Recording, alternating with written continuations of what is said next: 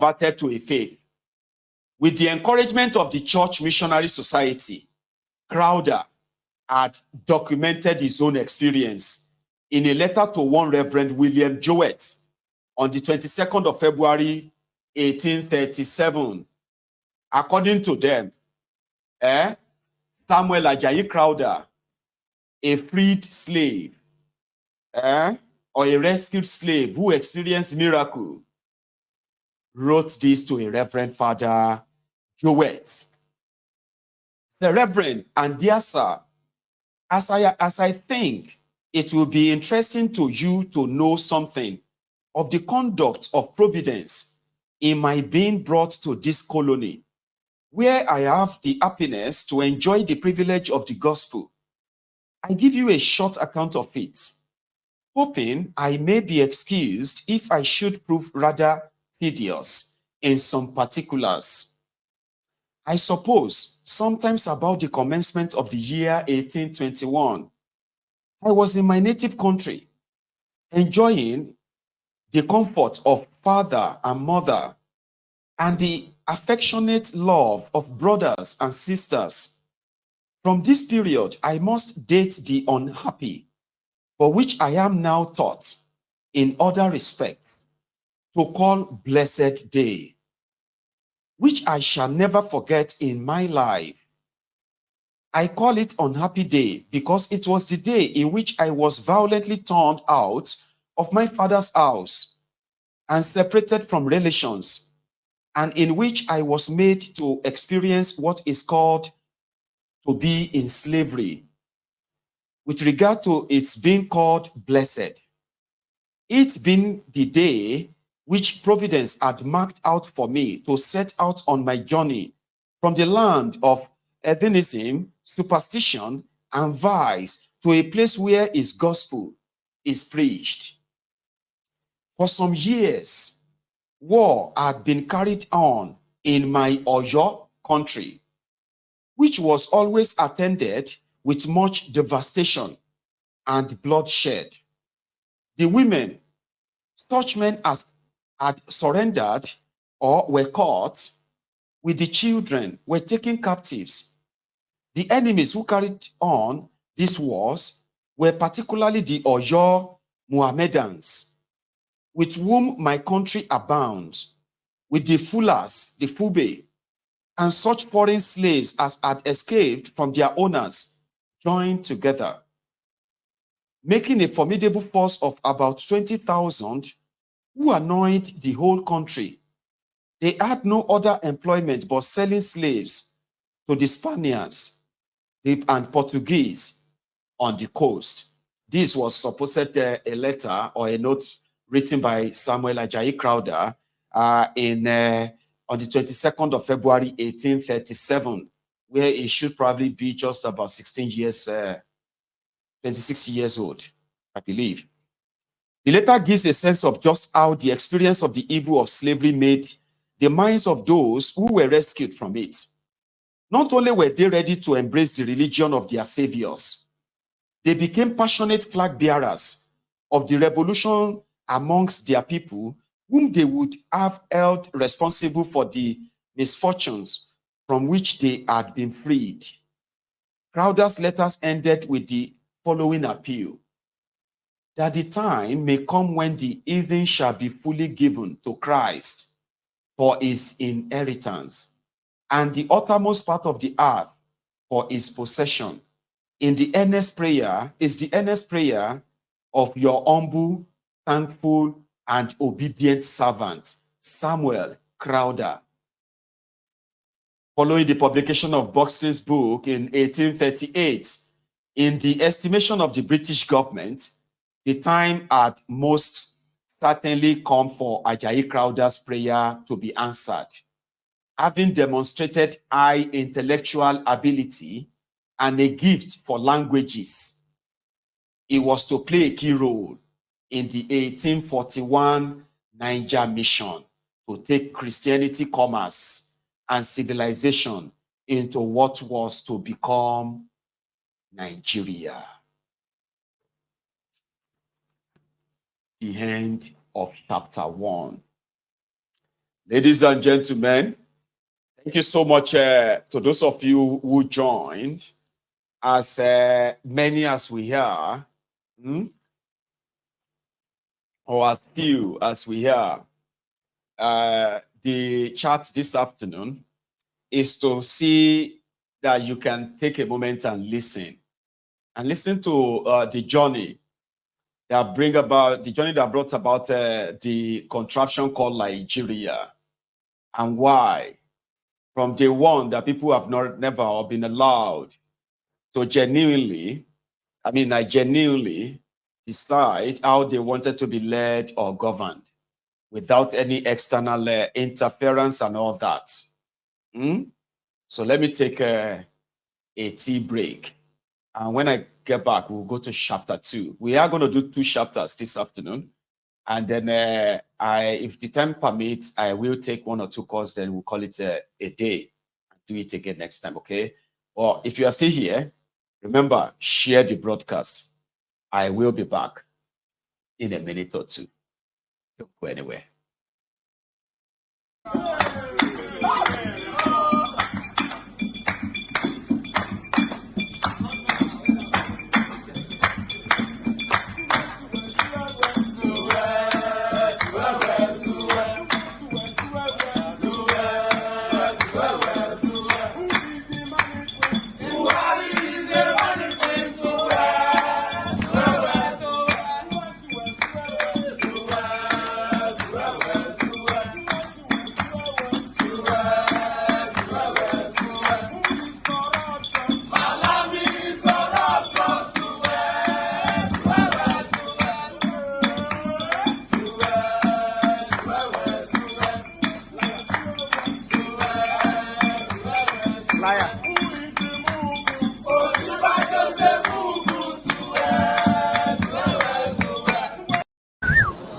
You get it? Okay. If you don't get it, forget about it. Thank you very much, brethren. Thank you so much. If you are just waking up and you stumble on this and be like, oh, my ego is live, what is that? Well, we are reading The Fatherless People, the secret story of how Nigerians missed the road to the promised land. We were not really promised anything per se, because that's why no road was actually paved. But thank you so much for this piece of work, historical work. Sir Dele Ogun. Chapter 2, A Fatherless People. The second chapter of this chart is titled The Reverend Father, the Mujahideen, and the Sheikh. Edward Gibbon was quoted in the following words: The demons soon discovered and abused the natural propensity of human hearts towards devotion, and artfully withdrawing the adulation of mankind from their creator, they usurped the place and honors of the supreme deity. Edward Gibbon, the Reverend Father. The Society for the Extinction of the African Slave Trade and the Civilization of Africa was founded by Buxton in June 1839 to give practical expression to the remedy he had prescribed in his book. His ownership of the project was made clear by the statements in his foundational document. Quote, Sir Powell Buxton emphatically declares that next to Christianity, the great and only effectual cure, the deliverance of Africa is to be sought in calling out our own resources. One of the stated main objects of the association was to cooperate by every means in its power with the government expedition to Niger. The 1841 Niger mission, which was officially known as the African Colonization Expedition, was planned to shock and awe Some insight into the scale of the expedition emerges from the following accounts. The immediate plan was to send a massive expedition up the Niger at a cost of 100 pounds sterling, now worth more than 10 million pounds sterling.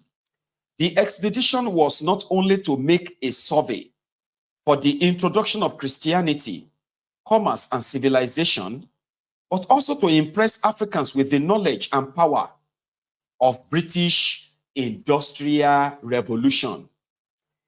On the 3 steamers, there were about 150 Europeans and slightly more African auxiliaries, interpreters, stokers, and other laborers. Even today, a trade delegation of that size would be deemed impressive.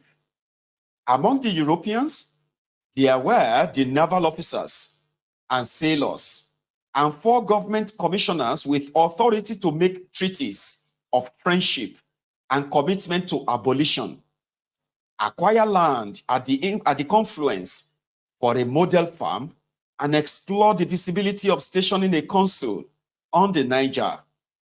There were scientists equipped with the latest instrument to make observations about the climate, the plants, animals, soils, weather, mineral resources, and the people themselves, and their social and political institutions. There were commercial agents to report about the trade, the currency, the traffic on the river. There were agriculturists to set up the model farm and settle 24 Sierra Leonean farmers there under a superintendent and a chaplain.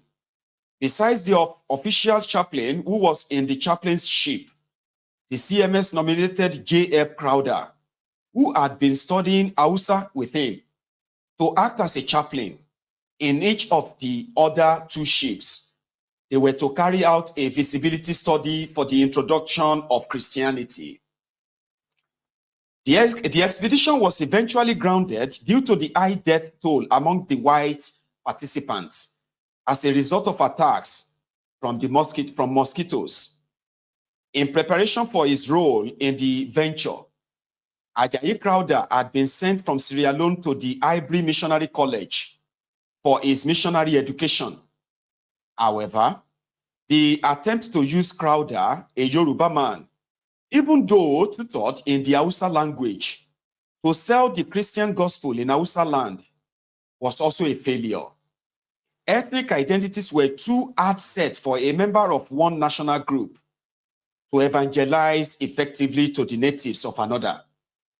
As a result, Crowther was redeployed to the Yoruba mission in Abeokuta, which was being spearheaded by missionary Henry Townsend. To prepare him for his new role, Crowther was sent back to Ellington for further studies in the Yoruba language, towards the mastery of which significant resources had been committed. Yeah, that's another thing that I said. The history said Samuel Ajayi Crowther. Number 1, Yorubas don't bear Crowther. Maybe Ajayi. Yorubas are not Samuel, but maybe Ajayi. So if he's Samuel Ajayi Crowther, who was taken by the kidnappers after the abolition of slave trade, was from Yoruba land, he won't need to be taught Yoruba. He's Yoruba already. He's a Yoruba man. Why would they need to teach him Yoruba? So the story of Samuel Ajayi Crowther coming from Oyo State is the only verified story out there. But again, like many other things too, I do have my own doubt about that story. Okay? But let's continue. So from what they wrote in his memoir, they said, the captives came back speaking the white man's language, and the white man came speaking the Yoruba language. The work of translation was thus of great advantage to the mission. There was a large concentration of Europeans involved in the study, each making his own contribution. Townsend, with his printing press and monthly newspaper in Yoruba, Charles Goldmer helping to revise translation for linguistic consistency, David Indra, the mission expert in Hebrew. Another one, Bunyan's Pilgrim's Progress, is still used today. Adolf Postman, another German linguist collecting Yoruba prayers and religious literature. Thomas Jefferson Bowen, the American Baptist, bringing American linguistics to supplement European linguistics in the study of Yoruba, but whose dictionary of the Yoruba language was locked away in the huge volumes of the Smithsonian contributions to knowledge. The mission also had the largest concentration of native speakers of Yoruba among agents as schoolmasters, catechists, and ordained ministers, with Crowder at their head. Crowder is credited with leading the work of translation of the Bible into the Yoruba language. But the initiative was a British one. Sorry, there's a typo there. In this, sorry, 1 second. I am expecting a delivery, and that's going to be that of the other book, okay? Don't go anywhere. I will be back in the next maybe 2 minutes, okay? Don't go anywhere.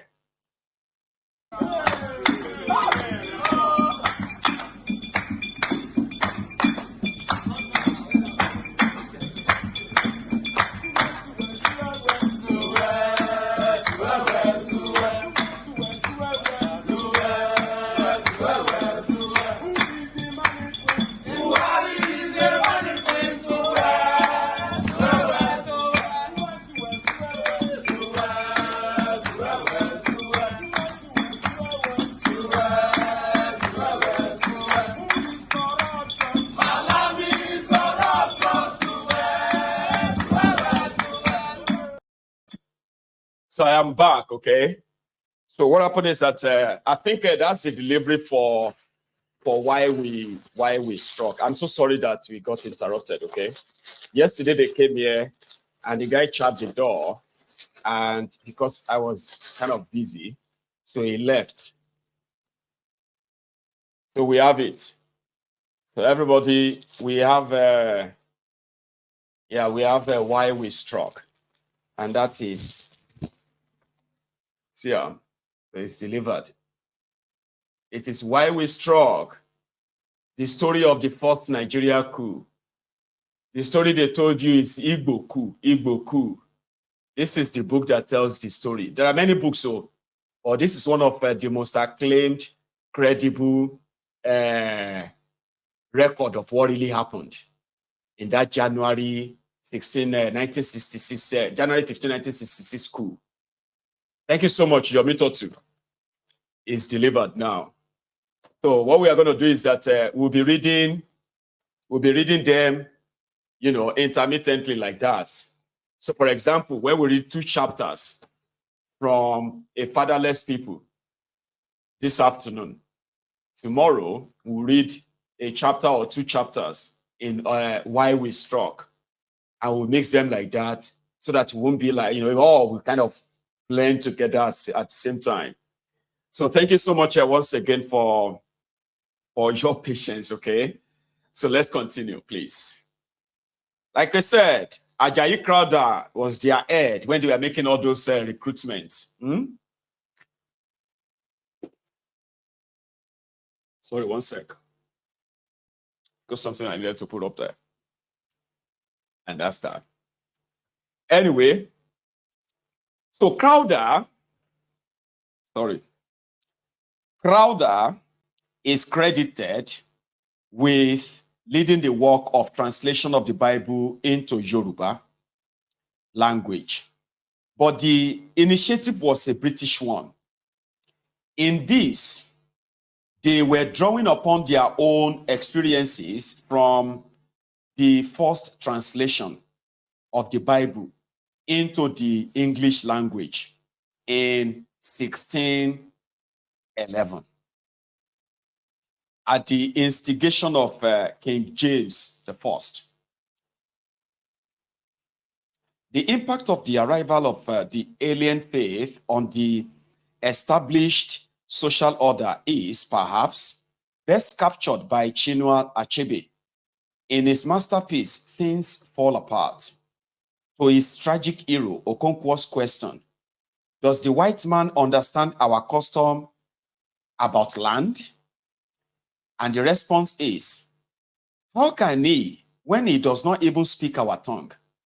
But he says that our customs are bad, and our brothers who have taken up his religion also say that our customs are bad. How do you think we can fight when even our own brothers have turned against us? The white man is very clever. He came quietly and peaceably with his religion. We were amused at his foolishness and allowed him to stay. Now he has won our brothers, and our clan can no longer act like one. He has put a knife on the things that held us together, and we are falling apart. The Mujahid. In today's Nigeria, owing to the work of the missionaries and early British imperial policy, the people of the South can lay fair claim to being generally more educated than the people of the North. But it was not always so.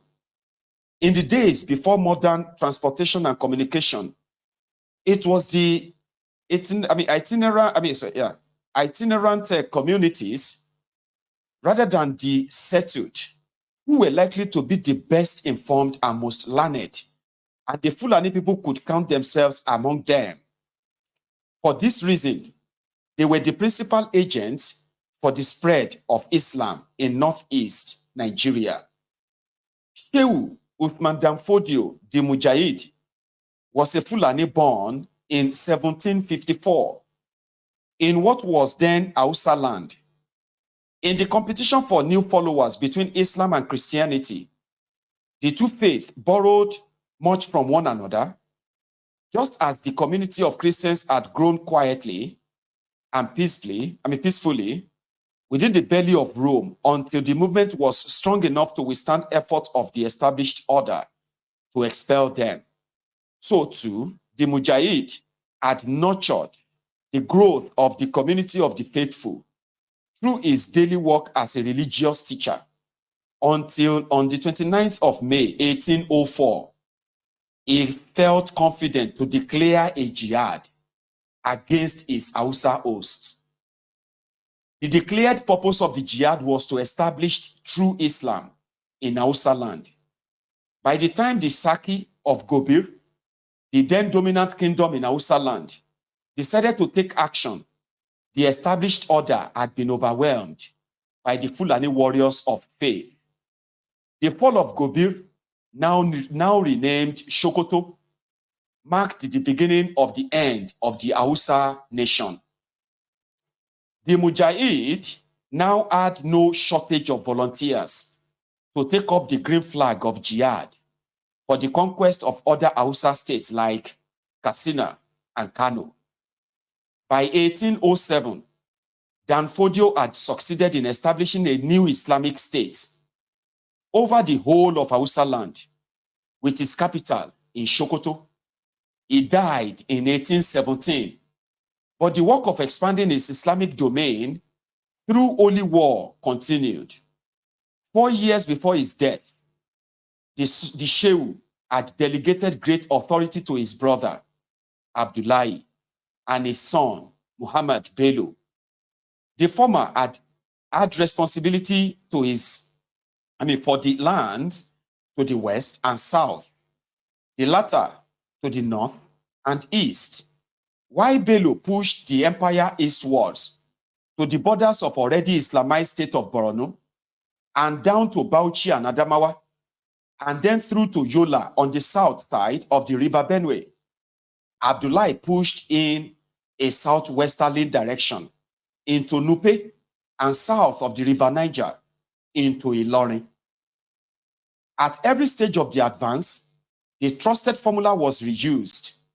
Instructors in the Quran built up the community of faithful within the host community, whilst waiting for the moment when the community could be turned into an army of conquerors. In some instances, the forward march of the empire was assisted by the miscalculation of their hosts. The southwesterly drive into the northern part of Yoruba land and the capture of Ilorin, discussed in the next chapter, is a leading example. The reality of jihad. Islam had originated as a faith for the Arab people to rival Christianity in much the same way as the Christianity had taken hold amongst the people of Europe as a counter to Judaism. While the Jews, with their claim of being God's chosen people, were concerned to keep their status exclusive, the two newer faiths competed for recruits. Proselytization and evangelism being thus at the heart of Christianity and Islam from their origins, and with both offering a truth which they claim to be absolute, that their path will clash as a certainty. The construction of rival Christian and Islamic empires, which sought the crown of the Holy Land of Jerusalem, changing hands several times as jihad, jihads followed crusades, and crusades followed upon jihad, was to be the race for the soul of those whom both can view as the heathen people of the world, the people of Africa, who knew neither Christ nor Muhammad. Africans have no relationship with Muhammad or Jesus Christ. But from the word go, these two religions and their proponents, they consider Africans as infidel, as heathen and all of that stuff. They wanted to come and save us. Arab won't save us. British, European won't save us. So they brought religion that turned us against ourselves up to tomorrow, by the way. Isn't that kind of really funny? If you look at it like holistically now, like, isn't this actually really crazy? Anyway, so the reality of jihad. Until the sea route around Africa was opened up by the Portuguese from around the middle of the 15th century, the only route through which the new ideas, goods, and weapons could enter the continent was from traders from the land of the Arabs. Lying to the north of the Sahara Desert, it was along this trade route that Islam first came into the Nigeria space. One of the leading scholars on the history of Islam writes that Arab traders created a commercial diaspora with a common religion, language, and legal system, the Sharia, a personal and extraterritorial divinely ordained law, which added to the mutual trust among merchants. Conversion to Islam does become necessary for those who wished to join the commercial network. In this entry phase, the promoter had been content for the new faith to gradually percolate down through the leaders, while ordinary people were left to pursue their religious traditions. A new aggressive phase then saw a drive to establish a pure faith through jihad. In keeping with the tradition of all political revolutions, the revolution was rationalized by the express desire to cleanse the land of corruption, heathen practices, and superstitions. Same thing the Europeans said they are coming to help you with, okay? It's the same thing that then they brought Christianity. It's the same thing that the Arab also did. That the Fulani jihad within the Nigeria space was, in fact, part of an internationally coordinated initiative is evidenced by the occurrence of similar jihadist drives around the same time, all in the name of renewed of the faith. These jihadists were, in reality, the Islamic world's response to the aggressive forward march of the European Christian empires. The caliphate had watched the Christians use their mastery of the seas to take over much of the habitable planet, the Americas, Canada, Australia, New Zealand, as well as the southern part of Africa.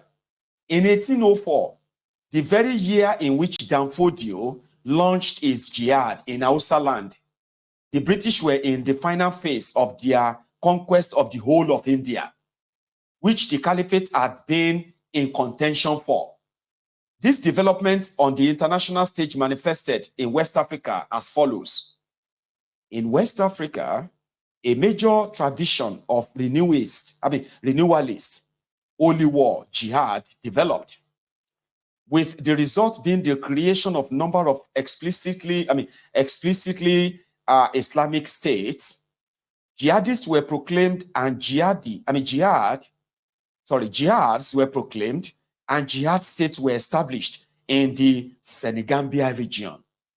During the 18th century, in the Futa Jalon region, a teacher known as Karamoko Alpha